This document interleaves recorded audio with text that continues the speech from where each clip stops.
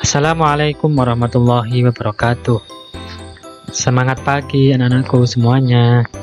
Sehat selalu ya. Alhamdulillah kita bertemu kembali di dalam kegiatan pembelajaran mata pelajaran ilmu pengetahuan sosial kelas 7 di semester ganjil ini. Anak-anakku semuanya, sebelumnya sudah kita bahas tentang lembaga sosial beserta ciri dan syaratnya. Nah, pada pertemuan kali ini kita akan membahas jenis-jenis dari lembaga sosial. Nah, tujuan pembelajaran pada pertemuan kali ini adalah setelah selesai pembelajaran, siswa diharapkan mampu 1. Menjelaskan jenis-jenis lembaga sosial. Yang kedua, mampu menjelaskan fungsi-fungsi dari masing-masing lembaga sosial. Baik, ini adalah tujuan pembelajaran kita pada pertemuan kali ini.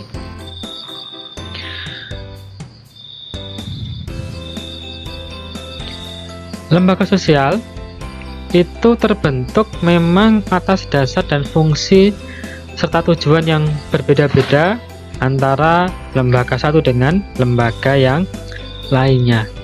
Nah, berikut ini akan kita bahas tentang lembaga sosial. Lembaga sosial yang pertama yaitu lembaga keluarga.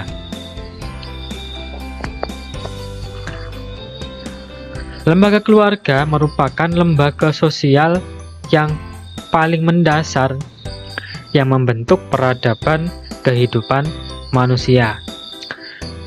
Keluarga sebagai unit sosial terkecil dari masyarakat, pembentukan keluarga diawali dengan adanya ikatan sah yang disebut sebagai perkawinan. Kenapa keluarga disebut sebagai lembaga? Karena di dalam keluarga terdapat aturan-aturan yang harus dipatuhi oleh seluruh anggota keluarga. Misalnya, aturan larangan pulang malam bagi semua anak-anak, aturan anak-anak untuk tidak berkelahi di luar, dan lain sebagainya. Jadi, keluarga ini merupakan sebuah contoh dari lembaga. Jadi, seperti halnya kita semuanya, kalian anak-anak semuanya, juga memiliki keluarga, dan disitulah merupakan lembaga awal dan utama dari kita mendapatkan pendidikan dan sosialisasi. Baik, sekarang keluarga itu fungsinya apa sih sebenarnya? Keluarga ternyata memiliki fungsi yang cukup banyak sekali. Yang pertama adalah fungsi dari keluarga adalah fungsi reproduksi, yaitu artinya adalah meneruskan keturunan yang sah. Yang kedua adalah fungsi sosialisasi, yaitu fungsi penanaman pendidikan nilai-nilai kepada anak dan anggota keluarga. Fungsi keluarga yang ketiga adalah fungsi afeksi, yaitu fungsi kasih sayang. Jadi di antara sesama anggota keluarga itu tentu terjadi namanya kasih sayang di antara mereka. Yang keempat, fungsi keluarga adalah fungsi ekonomi, yaitu keluarga itu memberikan nafkah dan pemenuhan kebutuhan hidup anggota keluarga.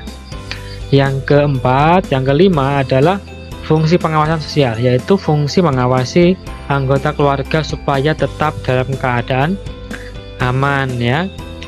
Yang keenam adalah fungsi proteksi, yaitu fungsi untuk mengontrol dan menjaga keamanan anggota keluarganya. Misalnya ada salah seorang anak yang kemudian dinasihati oleh orang tuanya supaya kalau naik motor jangan ngebut.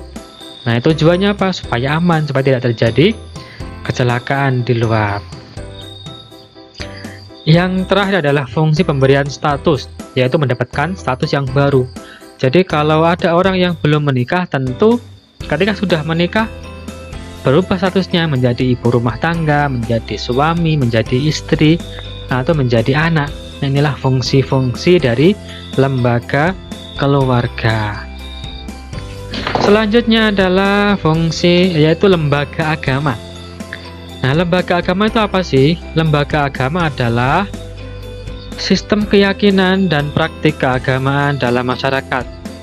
Agama itu sendiri adalah ajaran, sistem yang mengatur tata keimanan atau kepercayaan dan peribadatan kepada Tuhan, serta tata kaidah yang berhubungan dengan pergaulan manusia. Jadi, agama merupakan sebuah lembaga karena memang di situ juga ada aturannya, ada simbolnya, ada anggotanya atau penganutnya. Jadi, agama juga merupakan sebuah lembaga.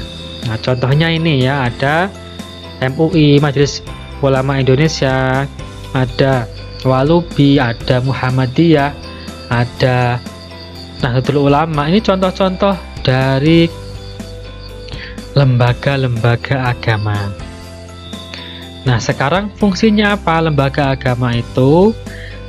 Yang pertama adalah sebagai sumber pedoman hidup bagi individu maupun kelompok. Yang kedua, merupakan tuntutan tentang prinsip benar atau salah untuk menghindari perilaku yang menyimpang seperti membunuh, mencuri, atau yang lain. Sebagai pedoman perasaan atau keyakinan, siapapun yang berbuat baik maka akan mendapatkan pahala dari Tuhan. Nah, inilah fungsi dari agama itu. Kemudian yang keempat adalah pedoman keberadaan atau existence. Keberadaan alam semesta dan segala isinya termasuk di dalam manusia harus disikapi rasa syukur dan ikhlas. Kemudian yang kelima adalah merupakan pengungkapan keindahan atau estetika. Manusia yang suka akan keindahan dapat mengekspresikan rasa estetika dengan membangun rumah ibadah dengan indah ya, atau hal-hal lain yang berkaitan dengan kepercayaan. Nah, inilah fungsi-fungsi dari lembaga agama. Yang ketiga adalah lembaga ekonomi.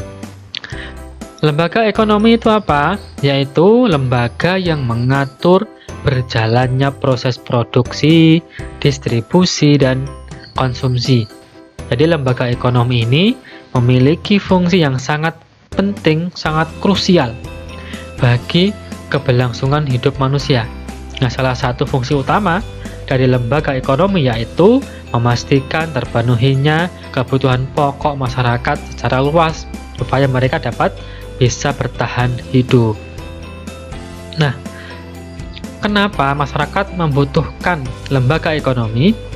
Karena lembaga ekonomi itu didirikan untuk mengatur kegiatan ekonomi di masyarakat.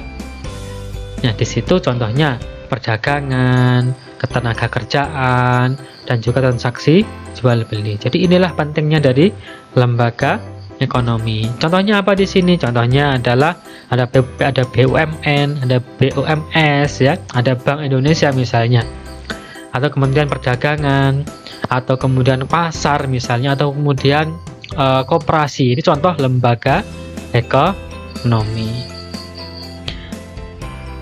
Nah, sekarang fungsinya apa sih lembaga ekonomi itu? Satu, lembaga ekonomi itu berfungsi memberi pedoman pertukaran barang. Jadi bagaimana transaksi jual beli, menggunakan apa alat pembayarannya, ini lembaga ekonomi yang mengaturnya. Kemudian lembaga ekonomi memberikan pedoman tentang ketenaga kerjaan, ya misalnya terkait dengan masalah upah minimum, ya berapa upah pekerja di suatu kota atau di suatu provinsi, itu diatur oleh lembaga ekonomi. Yang ketiga, berfungsi memberi pedoman tentang cara mendapatkan barang atau bahan baku. Yang keempat adalah lembaga ekonomi memberi pedoman tentang harga jual barang di pasar. Nah, inilah fungsi-fungsi dari lembaga ekonomi. Sekian ya, baik. Sementara di pertemuan kali ini saya membahas 3 lembaga sosial, yaitu lembaga keluarga, yang kedua lembaga agama, yang ketiga lembaga ekonomi. Nah, di pertemuan Selanjutnya, kita akan membahas tentang lembaga politik, lembaga hukum, dan lembaga pendidikan. Baik, anak-anakku semuanya, sampai di sini materi saya pada pertemuan kali ini. Kita ketemu lagi di minggu depan. Selamat belajar. Saya akhiri. Wassalamualaikum warahmatullahi wabarakatuh.